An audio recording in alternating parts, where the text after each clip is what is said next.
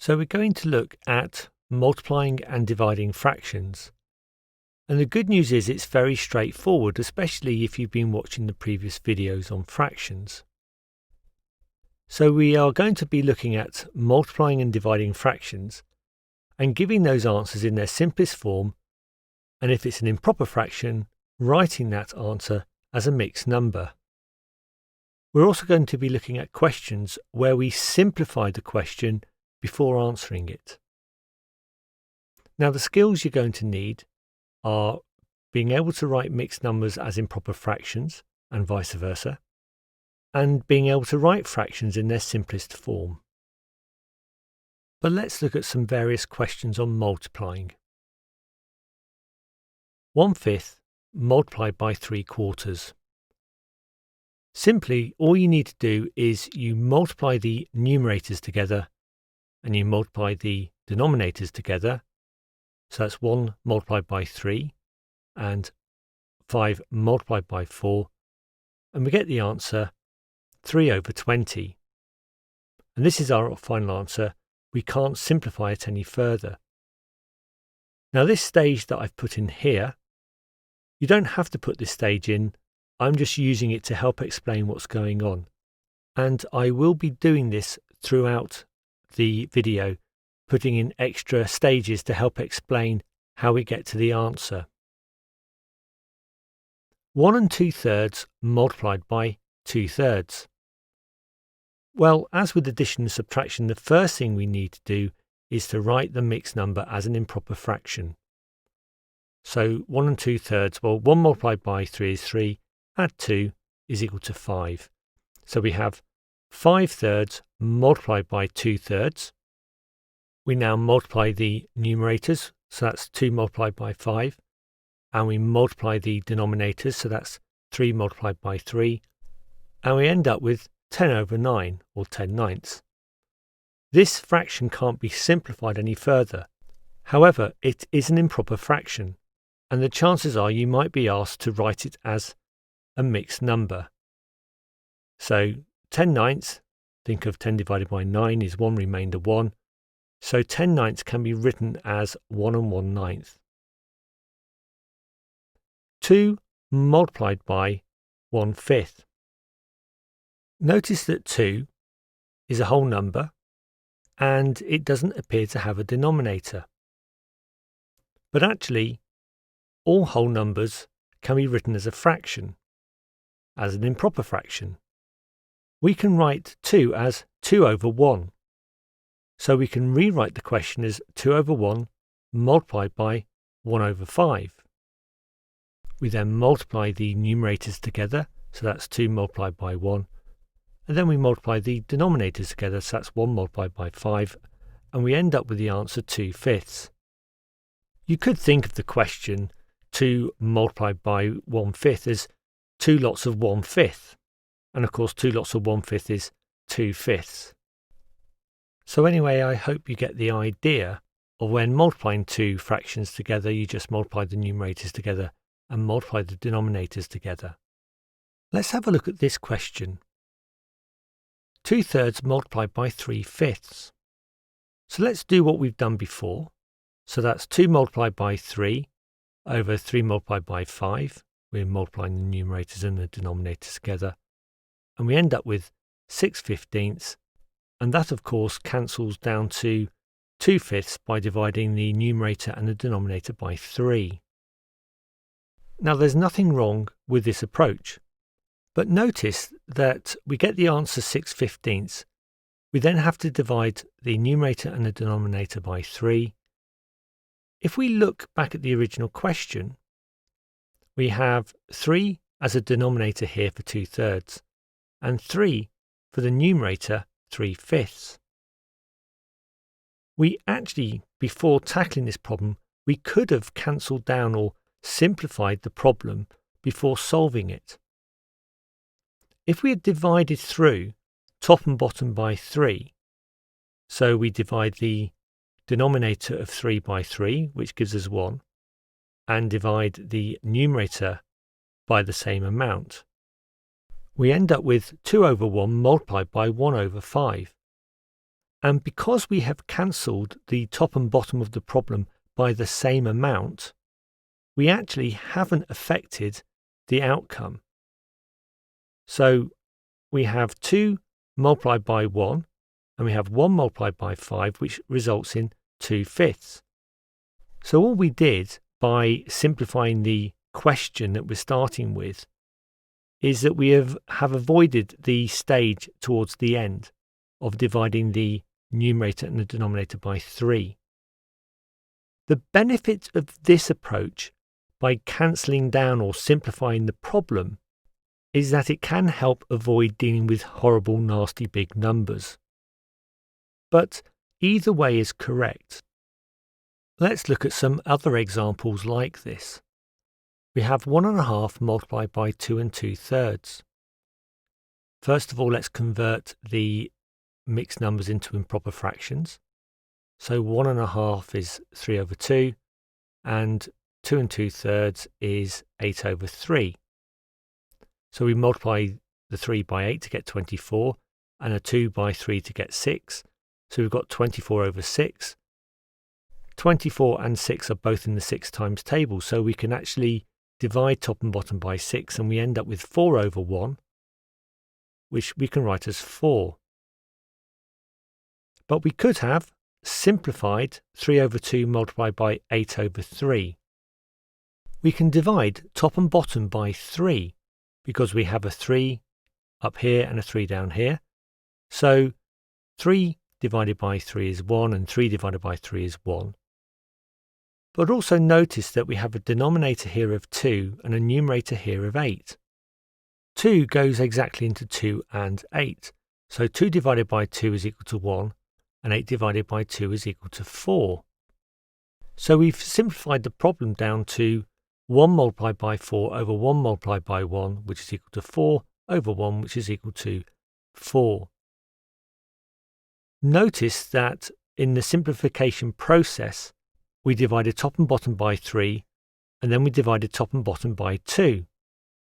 And this actually is the same as dividing top and bottom by 6. So we can see how simplifying the problem can help avoid having to simplify at the end. But I must stress that either way is fine. Let's just try a couple of more examples. 7/8 multiplied by 4/14. Well, we can see that we can divide top and bottom by 4. We have a numerator of 4 up here and a denominator of 8 down here. Remember, 8 is a multiple of 4. So if we divide top and bottom by 4, we end up with 1 here and 2 here. Also notice that we can divide top and bottom by 7 because we have a numerator of 7 here and a denominator of 14 here. Remember, 14 is a multiple of 7. So if we divide 3 by 7, we have 1 up here, and 7 divided by 14 is equal to 2. So we multiply the numerators together, so that's 1 multiplied by 1, and the denominators together, which is 2 multiplied by 2, and we end up with the answer 1/4, 1/4. But let's say you didn't do the cancelling down before tackling the problem.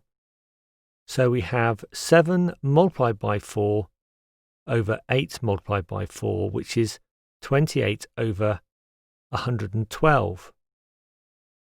Well, we can simplify this answer.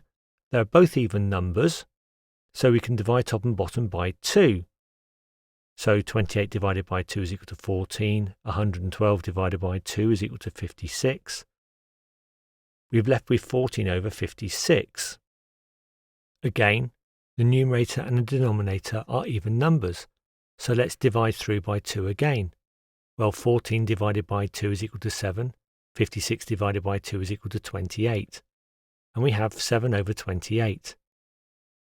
Now I'm aware that 7 and 28 are both in the 7 times table, so I can divide top and bottom by 7. 7 divided by 7 is equal to 1. 28 divided by 7 is equal to 4, because 4 sevens are 28. So you can see you can derive the same answer, but it's a lot harder when you're dealing with a fraction like 28 over 112. Notice, though, that to get from 28 over 112 to 1/4, we divided by 2, we then divided by 2, and then we divided by 7. Well, divide by 2 divided by 2 is the same as dividing by 4, and then of course we divide by 7. Notice that when we originally did the problem, we divided top and bottom by 7, and we divided top and bottom by 4. So hopefully you can see the relationship between simplifying the question beforehand and simplifying the answer at the end. Let's just do one more question on multiplication. 2/9 multiplied by 6/11. So this time I'm going to simplify by dividing the top and bottom by 3. Notice that I have a 6 here and a 9 here. So dividing top and bottom by 3, 9 divided by 3 is 3 and 6 divided by 3 is 2. So we end up with 2 multiplied by 2 over 3 multiplied by 11, which is equal to 4 over 33. Had we not simplified the question, we would have had 2 multiplied by 6, which is equal to 12, and 9 multiplied by 11, which is equal to 99. We then divide top and bottom by 3, and we end up with 4 over 33. Now we're going to look at division. You are probably familiar with the idea of division and multiplication being opposites, and this comes in very helpful when we are dealing with fractions. I'll show you what I mean.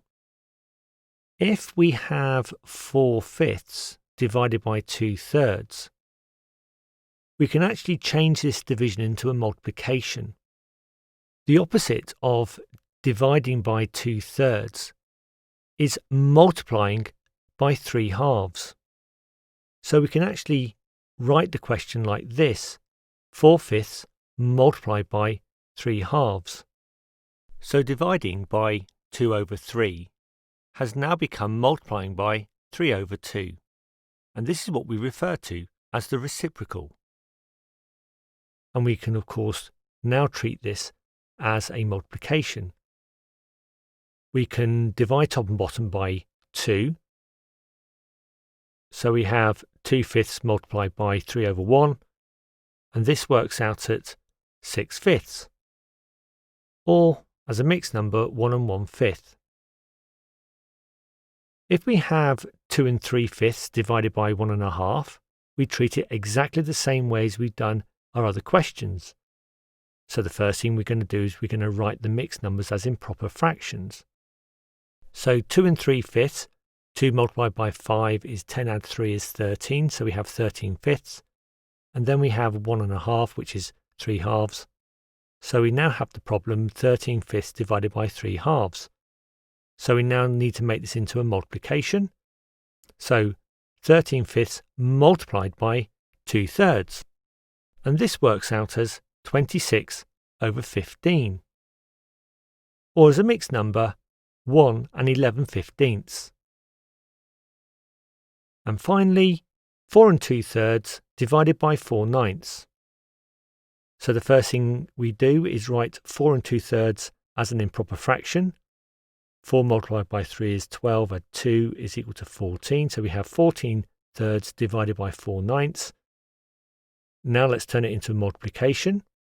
14/3 multiplied by 9 over 4. Let's simplify the question. We can divide top and bottom by 3 because we have 3 here and 9 here. So 9 divided by 3 is 3 and 3 divided by 3 is 1. And also we can divide top and bottom by 2 because we've got 14 here and 4 here. 14 divided by 2 is equal to 7 and 4 divided by 2 is equal to 2. So we've got 7 over 1 multiplied by 3 over 2, and that works out at 21 over 2, or 21/2, and this can be simplified to 10 1/2. So there's a brief introduction to multiplying and dividing fractions. I have shown you with some of the problems that it's more advisable to simplify the problem before you actually answer it, to avoid dealing with large, awkward numbers. The choice is yours. You either deal with the simplification before you tackle the problem, or deal with the simplification after you've tackled the problem. But that's all I'm going to be covering on multiplying and dividing fractions. I hope you found the video helpful, and thank you for watching.